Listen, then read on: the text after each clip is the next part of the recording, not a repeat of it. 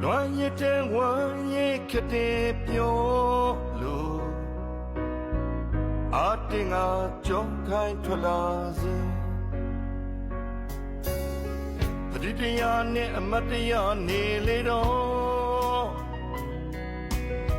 这你们呀也因为输你们了，阿丁我可以讲是个人子。banထားတဲ့လမ်းစာမဆုံးခင်မှာ ပန်တိုင်းကြိုက်တဲ့ဒီကြိုက်တဲ့ချင်းတွေရွေးဆိုတာရှင်ကိုနေကြနေတာတွေကလား လေးလေးရီလေးယောဒီသချင်းလေးဆိုသမီးလေးကိုတန်ချာ